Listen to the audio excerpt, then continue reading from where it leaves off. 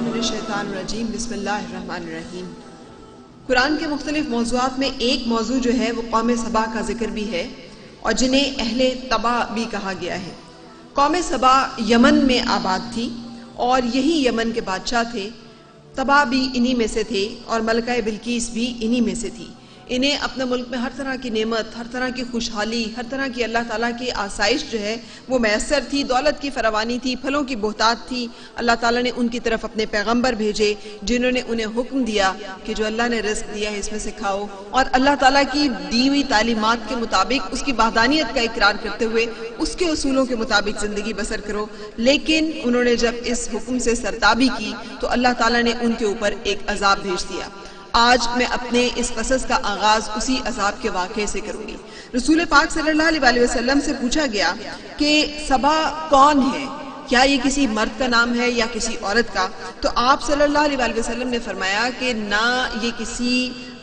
مرد عورت جگہ کا نہیں، بلکہ ایک مرد کا نام ہے جس کے 10 بیٹے تھے، ان میں سے 6 یمن میں سکونت پذیر ہوئے اور 4 شام میں جا کر آباد ہو گئے۔ اور اسی طرح سے آپ نے بتایا کہ انمار قوم ہے، آپ نے بتایا وہی جس سے خشعم اور بخیلہ ہے۔ محمد بن اسحاق اور دیگر علماء نسب کا کہنا ہے کہ سبا جس شخص کا نام تھا اس کا نام عبد الشمس تھا، اور اس میں یہ پہلا چونکہ شخص تھا جس نے جنگ میں قیدی بنانے کا رواج ڈالا، اس لیے اس کا لقب جو ہے وہ سبا پڑ گیا۔ اور یہ پہلا شخص تھا جس نے مال غنیمت فوجوں میں تقسیم کرنے کا آغاز کیا، اس لیے اسے رائش بھی کہا جاتا ہے۔ عرب میں مال کو ریش اور ریاش جو ہے وہ کہتے ہیں۔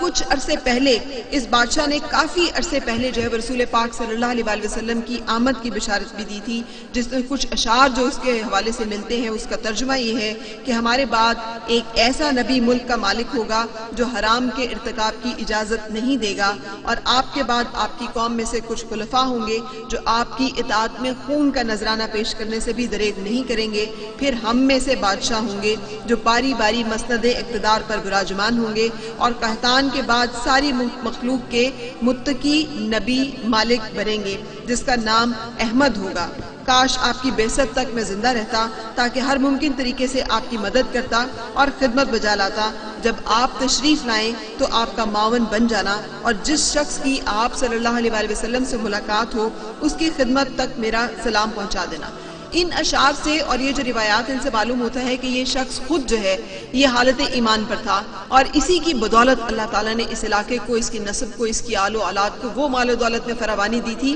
کہ جس کا تذکرہ قرآن نے بھی بارہا کیا ہے، اور جس حوالے سے یہ واقعہ بھی ہے جو کہ میں آپ تک سنانے والی ہوں۔ یہ ایک ایسے علاقے میں رہتے تھے جہاں پر کہ دونوں اطراف میں پہاڑ تھے جن کے درمیان میں نہریں اور چشمے بہہ کر ان کے علاقے کی طرف آتی تھیں، اور برسات کے موسم میں جب بارشیں ہوتی تھیں تو پانی کا ظاہر سیلاب آ جاتا تھا، طغیانی آ جاتی تھی۔ تو ان بادشاہوں نے ایک مضبوط اور زبردست بند تعمیر کروایا اور دونوں پہاڑوں کے جو کنارے ہیں ان پر مضبوط پشتہ بنا دیا۔ اس بند کا نام جو ہے سد معرب بہت سارے لوگوں نے بیان کیا ہے، اور یہ ایک ایسا مضبوط بند تھا کہ جہاں پہ پانی جو ہے وہ سیلاب کی صورت میں ان کے باغوں کو نہیں اجاڑتا تھا، ان کی کھیتیاں، ان کی فصلیں، ان کے باغات جو ہیں وہ سدا جو ہے وہ اس میں بہار رہتی تھی۔ کوئی بھی کثرت کے ساتھ اپنا پھل لاتے تھے، اور اس کی وجہ سے یہ بہت زیادہ مال کی فراوانی تھی، خوشحالی تھی۔ یہ سب لوگ جو ہیں یہ سب ایک فارغ البالی کی زندگی گزارتے تھے، لیکن اس کے باوجود اللہ تعالیٰ کی ان تمام نعمتوں کے باوجود انہوں نے جو اللہ تعالیٰ سے شکایت کی وہ کچھ غیر مناسب سی تھی، اور ذکر اس کا جو ہے اس طرح سے اللہ تعالیٰ نے فرمایا ہے، اور ہم نے بسا دی تھی ان کے درمیان اور ان شہروں کے درمیان جس میں ہم نے برکت دی کئی بستیاں سر راہ، اور ہم نے منزلیں مقرر کر دی تھی ان میں آنے جانے کی، سیر و سیاحت کرو ان میں جب چاہو، رات یا دن کے وقت امن و امان سے۔ پھر وہ بولے اے ہمارے رب دور دراز کر دے ہماری مسافتوں کو۔ یہ کہہ کر انہوں نے اپنی جانوں پر ظلم کیا، پس ہم نے انہیں فسانہ بنا دیا اور ہم نے ان کی جمعیت کو پارا پارا کر دیا۔ سبا کی اس داستان میں عبرت کی نشانیاں ہیں، ہر بہت صبر، بہت شکر کرنے والے کے لیے۔ جو ان کا یہ جو فرمائش تھی اس کے مطابق یہ ایک دوسرے کی بستیوں میں آرام سے جاتے تھے، وہاں سایہ ہوتا تھا، باغات کے اندر سفر کرتے تھے، چین کے ساتھ، امن کے ساتھ، نہ ڈاکوؤں کا نہ راہزنی کا خطرہ ہوتا تھا، چونکہ ہر ایک شخص کے پاس مال کی بہتات تھی، فراوانی تھی، آپس میں امن اور صلح جوئی تھی، اس لیے ان کی زندگی انتہائی چین کے ساتھ بسر ہو رہی تھی۔ لیکن جیسے قرآن حکیم نے خود بیان فرمایا ہے کہ انہوں نے یہ کوشش کی کہ یہ ایک ایسا راستہ ان کو ملے جس میں دور دراز کا سفر اختیار کرنا پڑے، مشقتیں ہوں، کچھ صعوبتیں ہوں، جسے کہتے ہیں ایڈونچر ہو، تھرل ہو، اور اس ایڈونچر اور تھرل کو انہوں نے اللہ تعالیٰ کی دی ہوئی اس نعمت پہ جو کہ سکون کی صورت میں اور سہولت کی صورت میں اللہ تعالیٰ نے ان کے لیے میسر کیا تھا وہ رزق، اس کی انہوں نے نافرمانی بھی کی، ناشکری بھی کی، اور اللہ تعالیٰ نے اس کا نتیجہ یہ نکلا کہ ایک بہت مالدار اور معزز ان میں کاہن تھا، اور کہتے ہیں کہ اس شخص کو علم ہو چکا تھا کہ اس قوم کی تباہی کا وقت آن پہنچا ہے، اور یہ بہت پہلے سے ان میں ایک بات جو ہے وہ چلی آ رہی تھی کہ تباہی جو آئے گی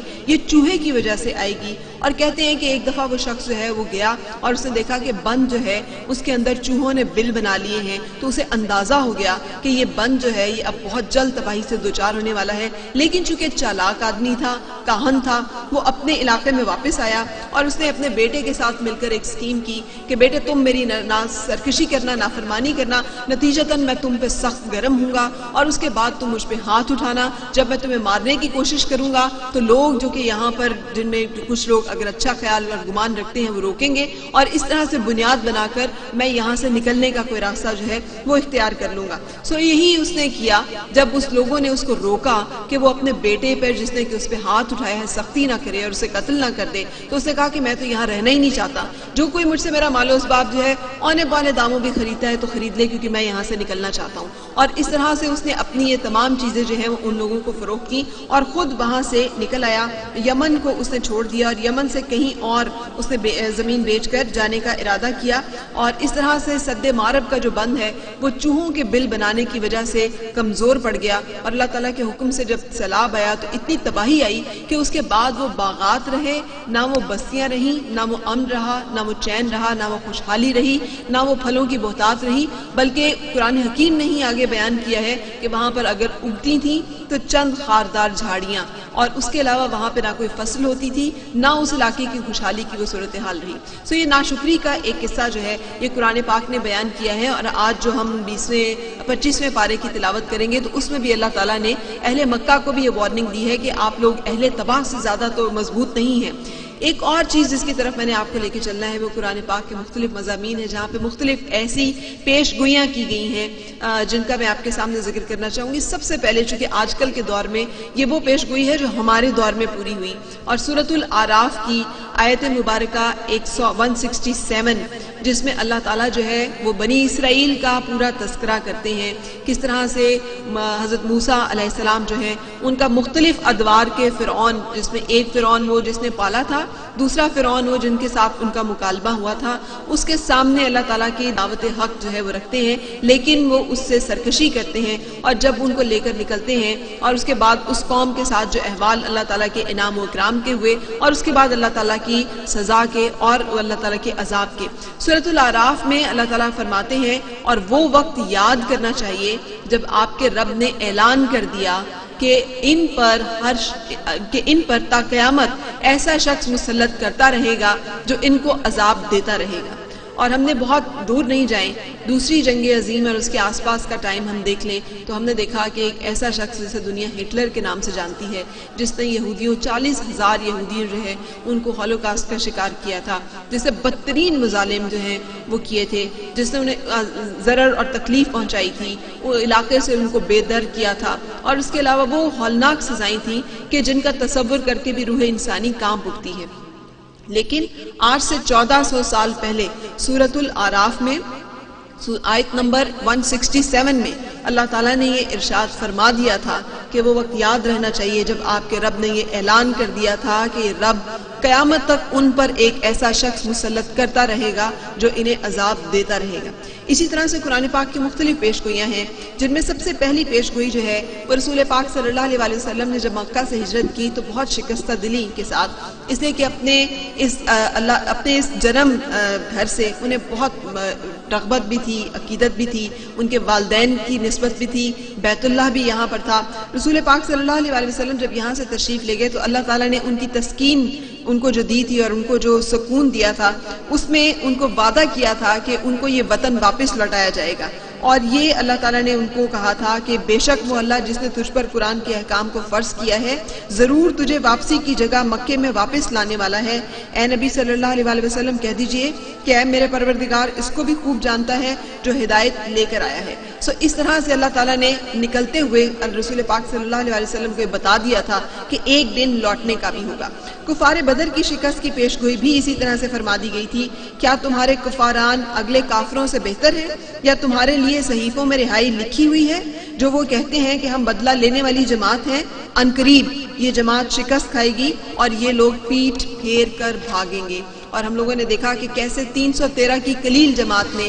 1000 کا جو لشکر تھا اس کو شکست دی تھی۔ پھر اسی طرح سے کفار مکہ اور اہل اسلام میں اتحاد کی پیش گوئی بھی اللہ تعالیٰ نے فرمائی تھی، اور امید ہے اللہ تمہارے درمیان اور ان لوگوں کے درمیان جن سے تم عداوت رکھتے ہو محبت پیدا کر دے گا، اور اللہ قادر اور اللہ بخشنے والا ہے۔ اور پھر ہم نے دیکھا کہ مختلف ایسے معاہدے کیے گئے جس میں رسول پاک صلی اللہ علیہ وسلم کے جو بدترین دشمن تھے ان کے ساتھ بھی صلح کے معاہدے کیے گئے، اور اس کے نتیجے میں مسلمانوں کو وہ وقت میسر آیا جس میں نہ صرف دعوت تبلیغ کی گئی بلکہ اس کے ساتھ ساتھ اپنی فوجی جو ایک ٹریننگ تھی اور اپنی فوجی جو طاقت تھی اس کو بھی مضبوط کیا گیا۔ فارس پہ رومیوں کی جو پیش گوئی ہے وہ بھی بڑی اہم ہے، جو سورہ روم میں ہمارے سامنے آتی ہے۔ روم مغلوب ہو گیا قریب ہی کے ملک میں، اور وہ اپنے مغلوب ہونے کے بعد ان قریب ہی غالب ہوں گے چند سال میں۔ پہلے اور پیچھے اللہ کا ہی حکم ہے، اور اس دن ایماندار خوش ہوں گے اللہ کی فتح سے، وہ جسے چاہے فتح دے اور وہی غالب رحم والا ہے۔